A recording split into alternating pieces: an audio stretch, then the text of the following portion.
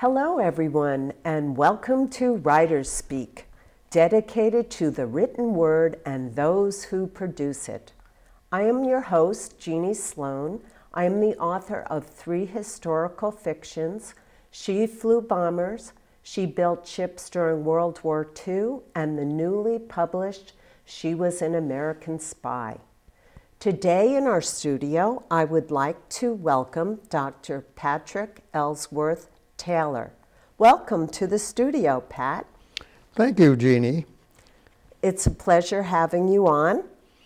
Likewise. I have thoroughly enjoyed your 2 books. Thank you. The first book we're going to be discussing is Wings of Love and War. Well, Dr. Patrick Ellsworth Taylor has quite a biography. He is a semi-retired neurosurgeon. He was a past veteran of World War II in the Army Air Force. And he is currently owns and manages a vineyard in the Dry Creek Valley in Geyserville with his wife and daughter. Pretty amazing. It's a lot of work, a handful. A semi-retired is true. You're probably doing more now maybe than you were as a full-time neurosurgeon. Well, I'm doing a lot more writing, that's for sure. Yeah, I bet it's a nice escape for you from your past work. Well, it's certainly different, but it's equally challenging in many ways. It certainly is. Well, let's talk about your first book. I found it to be quite a page-turner, as your second book, which we will get to. This book has won quite a few awards. Tell us about the awards that this book has won. Well, the book has won the Pinnacle Achievement Award for 2013 as the best work that they judged in fiction. Mm-hmm. The book has also won, or actually was the runner-up to the Stars and Flags competition, which deals with books of military history, military fiction, which the Wings of Love and War is. And those are the 2 so far. Mm-hmm. That was very nice that you were honored with those medals. Well, it's nice. It is a compliment for sure. Yeah, very much so. I was so surprised to learn that you designed this amazing cover. Well, yes, actually, I painted the picture that is the cover, the B-17 bomber, which is a depiction of the plane that my older brother, Bobby, who's the protagonist of the story, flew as a bombardier. Mm-hmm. And it's from the same bombardment group that he was in, the 390th, flying these B-17s over Germany in World War II. So is this a oil painting? No, it's in acrylics. Acrylics on canvas. Oh, and so you must have an original one then. Yes, it's hanging in my my writing cubicle at home. Wow, I had no idea that you had painted it after I read it. You did a wonderful job, and you have so many hidden talents. Well, thank you. I kind of enjoy doing that sort of thing as a diversion. Uh-huh. Well, that's really great that it got to be on the cover. So I'm curious about this book. It's a historical fiction.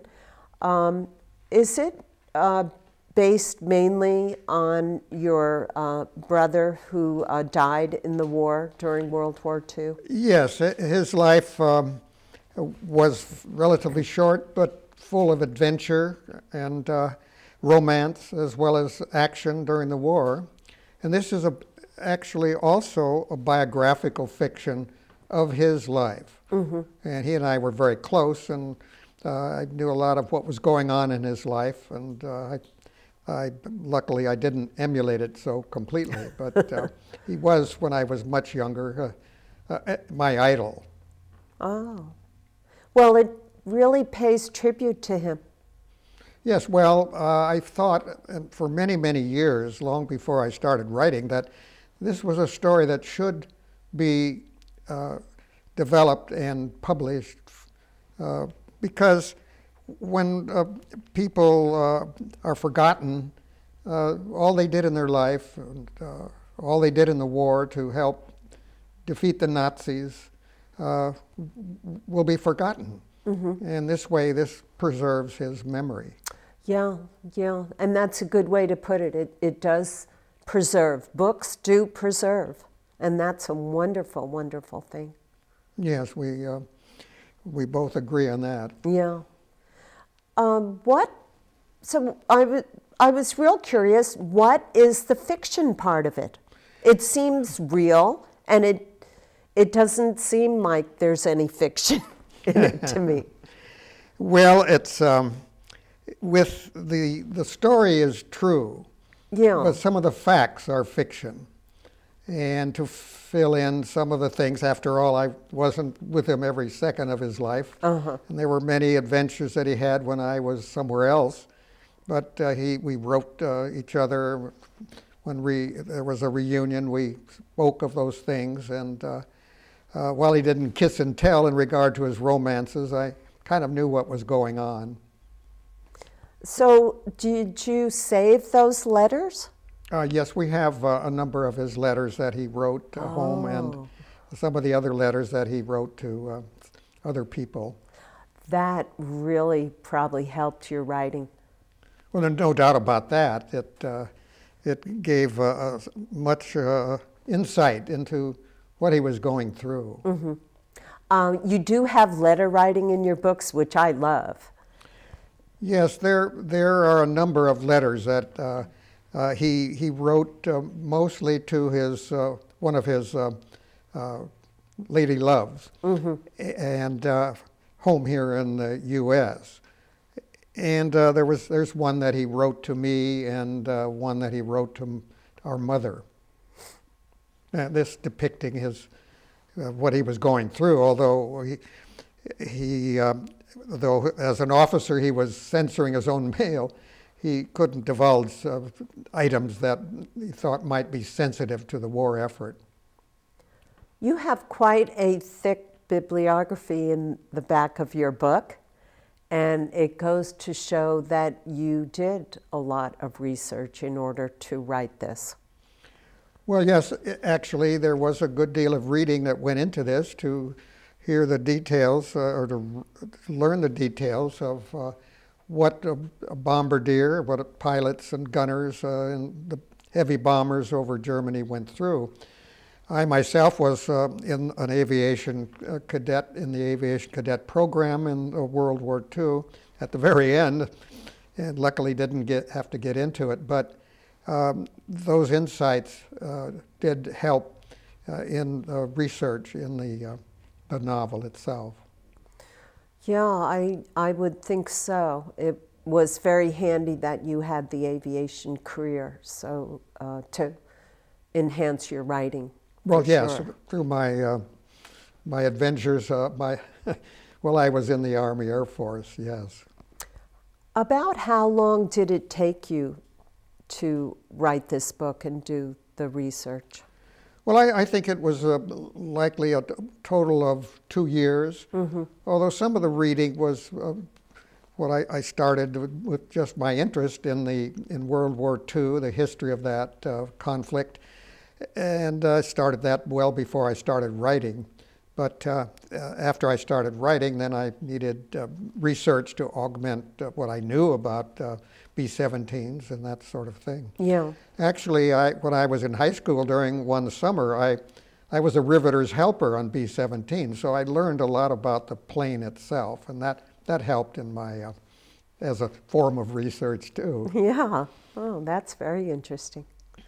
Well, we would love to hear a part of Wings of Love and War. I think it would give our audience a good taste as to how they would probably really enjoy reading this book. Breakfast was the usual, after which they attended briefing, learning the day's mission. The American 3rd and 7th Armies had requested that bridges crossing the Rhine be taken out. They were to bomb them at mines with Bobby's B Squadron to find and drop an important bridge into the river if the A Squadron ahead of them failed. The A Squadron couldn't even find the target area. The navigator on Bobby's plane, Lynch, said the lead plane of the group was off course, and instead of following him, they continued on to mines, where, even with the radar, Bobby could not make out the bridge itself. But at the point in the river's bend where the bridge was known to be, toggled his deadly cargo as he signaled, bombs away, for each plane's 6 1,000-pounders. Nothing was seen of their hits through the overcast at that time, but bombs later were found to have struck the important rail yard next to the bridge, which linked the city to Darmstadt and Frankfurt.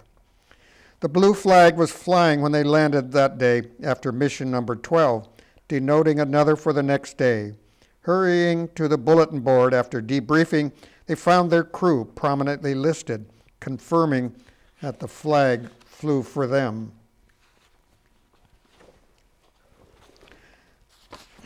Diana, waiting in the lane leading to his quarters, couldn't stand being away from him for even that one night and followed him. She was wearing her Royal Engineers uniform, over which she had wrapped a heavy dun-colored issue woolen cape.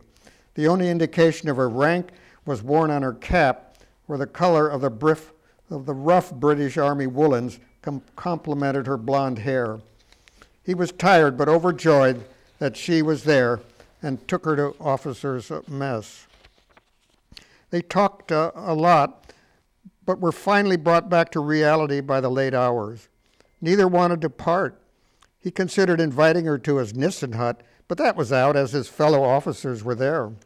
On leaving the club, he meant to say goodnight, but she wouldn't let him go. As they passed Parham Hall, she broke the silence. "I have something important to tell you, Bobby," she said excitedly. "I wanted to tell you sooner, but the security thing interfered. It's something I've always wanted. I think I'm carrying your baby. I've never, ever missed my monthly until now. In fact, it has been almost 7 weeks." Elated, Bobby gathered her into his arms tenderly. "That's wonderful news, darling. I love you so." He still had as many as 23 missions to go, and while he and Diana had decided to tie the knot, he had always thought that marriage before finishing his tour would be out of the question. But now, because of the love he had for her and the responsibility of her pregnancy, that had to change. In a soft voice, almost whispering, he asked, "Diana, how do you feel about coming home with me to California?" With the moon shrouded by clouds in the blacked-out night, he could just see her face, lighted with an open smile. She happily whispered her reply, "Of course, I'll go wherever you go, forever." "Diana, will you marry me after tomorrow's mission?" Her enthusiastic yes was all she said, and all that was needed. She then clung to him wordlessly with an increasing passion that, despite his fatigued state, was exciting beyond belief. Overwhelmed with passion and joy, they frantically made love, standing there against a wind-sheltered, corrugated metal wall in the dark and frosty night. After the urgency subsided, he held her close as they repeatedly kissed. "Come back to me tomorrow," she whispered. Well, I know the ending, which the audience doesn't know, and that's very beautiful, but it's kind of sad. Well, thank you. It's a slice of life, I'm afraid. Yeah. Well, we must move on to your second book, which is so very different than your first book. Yes, that's true, although I did used the persona of Diana Yes. to be the protagonist I noticed in that one. I noticed that. This is a science fiction, The Martian Pendant. It's a very enticing cover. Oh, thank you. I designed the cover, but the artwork was done by a professional cover artist. Oh, I see. Because you have all the elements in here. You have the pendant, and then the Martian ship, and Mars. Yes, that tells us the ingredients, the items of the story. This is not just the average science fiction, something that H.G. Wells never really thought of, and it's much as much an adventure thriller of the Indiana Jones type, with the science fiction and romance included. Yeah, I really enjoyed it, and I don't enjoy science fiction. I think it's because you've really created a new genre, maybe. Well, someone has said that. Yes, that's a possibility. I see. I was so surprised how much I did like it. It was so, the details were very thorough on the anthropology, because the heroine is an anthropologist. It made me think that you must have done a lot of research to write this science fiction. Well, I've always been interested in anthropology, the fate of the Neanderthals, the rise of the human race, the modern Homo sapiens. That has always held a fascination for me, and I had much background also in chemistry and that sort of thing, which part of this, isotope dating and Yes. that they go into is part of some of the background that I have. There were so many details, and that's what, to me, made it seem very real. Well, yes, I had hoped that that would be the case, because much of it is based on reality, too. Another element in it that I found very fascinating was the Catholic Church and the Nazis. Well, that was a part of it, because they're involved in this story as well. It started out with Pope Pius XII, who was instrumental in making an agreement with the Nazis and Hitler to keep the Catholic Church from meddling in the rise of Nazism in Germany. Mm. And the basis was that the church was totally frightened about the rise of communism, godless communism, as they called it. And in forging that treaty, the mistake was made. The results were unforeseen. That Hitler rose, and then later the communists took over much of Europe as well. Well, there was so much suspense in this book. The chasing, there was a lot of chasing, and it seemed very real to me.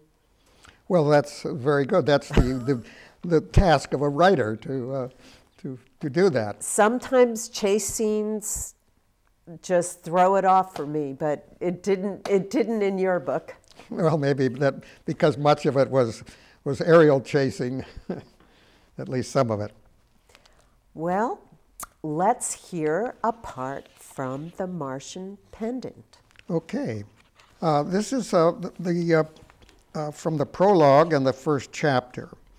It starts 1 million BCE, before the Common Era. The African sky became a livid red as two fiery trails turned night into day. Primitive hominids, cowering in the distant trees, watched in terror as the first slowed and then was lost to the eye. The second, an increasingly bright incandescent red, struck in a blinding flash of light. Now we fast forward to the year 800. Arab slave traders and their human wares moved slowly in the sub-equatorial heat. In the eastern Great Rift Valley, proud Maasai warriors met them, eager to trade for iron goods. They came loaded down with much-needed game to provision the long column. A few small reddish, angular, rock-like objects were also offered. While lighter than river stones, their raw edges were hard enough to cut precious gems. The shrewd slave drivers saw value in these otherwise worthless bits. They would easily find a market in the great city on the Bosphorus. 200 years later, 1000 CE, the sun was just setting across the great river that had carried the Vikings north from Constantinople. It was time to set the little longship of their dead chief afire.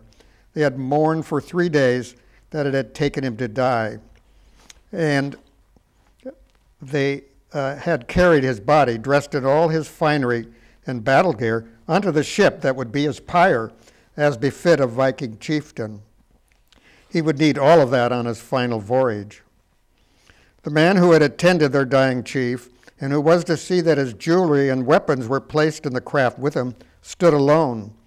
At the last moment, on an impulse, he had removed the thin gold chain with its odd pendant hanging from his dead chief's neck and had hidden it tightly in his fist. 1953, the red pendant seemed almost to glow as Diana turned it over in her slender hand. It had never seemed to impress any of the others in her family, but to her, the only one to see, almost to feel its luminescence, the pendant had always held a secret, something she knew would be revealed if she persisted. From the time she was a little girl and came upon the necklace in her mother's jewelry box, she would marvel over the odd piece. When she held the pendant, her imagination would soar, perhaps because of the rust-rose color or the subtle glow that she perceived. Somehow, as she gazed at it, her thoughts were led to the red planet. Throughout her teen years, one of her favorite pastimes was gazing at the firmament. Always, the color of Mars reminded her of her mother's pendant. Now, as her fingers caressed its roughened facets, she felt the pendant's power. Resistant to polishing, the stone was so hard, not even Amsterdam diamond cutters had been able to shape it. A geology professor was convinced it wasn't a stone, but metallurgists had never seen its like, and no one had been able to chip off even a fragment to analyze it. As she studied for her master's degree in anthropology at Cambridge University, she heard about what most investigators believed, that Homo sapiens, modern humans, were the product of evolution from the primitive forms that evolved in East Africa from lower primates. But she had reservations. To her, the theories didn't quite fit. Were these modern humans the result of a slow evolution in Africa for the previous few million years? Or did they emerge from that continent because that region had only been a way station in their migration? One night, while she was holding the little pendant and gazing at the red planet above, it came to her. Homo sapiens came from Mars, not as some have postulated, through a slow evolution from microorganisms brought to Earth by meteoric rock blasted off that planet, but in a spaceship made of the same material as her pendant. And that was a good part to read because it gives us the theme of the book. Yes, that's right. Yeah. Thank you. Yeah, I was glad you read that because it gives us an idea that did we evolve from Martians or from early primates? Yes, well, right. That's the question. Right, that's the question that this book is posing. Right, and that is the reason that Diana was pursued around the world by various other organizations bent on stealing or destroying the findings that they worked so hard to uncover. It made it very suspenseful. Oh, yes, right. Well, that was part of it. Yes. Where can we buy your two books, Wings of Love and War and The Martian Pendant? Well, both of them are available locally in the local authors displays in various shops in Sonoma County, which is seen in the, what is it? The Sonoma County Gazette? Yes, that's right. And it is also available, of course, they're in the library here in Healdsburg, or up in Healdsburg, and they're available too through Amazon, both in the print versions and on Kindle, in either case. Oh, good. Also, the digital version online is available through Apple and Sony and many of the other Kobo and other online reader stores. Do you have a website? Yes, I do. It's good. Oddly, Patrick Ellsworth Taylor M.D.com. Well, I would like to thank you, Pat, for being on WriterSpeak. It was a pleasure having you. Well, thank you very much. It was an opportunity for me to show what I've written, and I really appreciate it. I wish you a lot of luck in all your future endeavors. Thank you. I'll need it. I've got a couple other stories going. I was wondering if you've been working on something else. You've turned out to be a prolific writer. Well, late in life, but nevertheless, I've been writing a lot. I think that's when you can do your best, when you've got your job almost over with. Right. Well, that's not to panic about it. Thank you for joining us on WriterSpeak. I would like to thank our sponsor, the Sonoma County Gazette. WriterSpeak is produced at C Media Labs in Santa Rosa. And please join us next time for another exciting episode.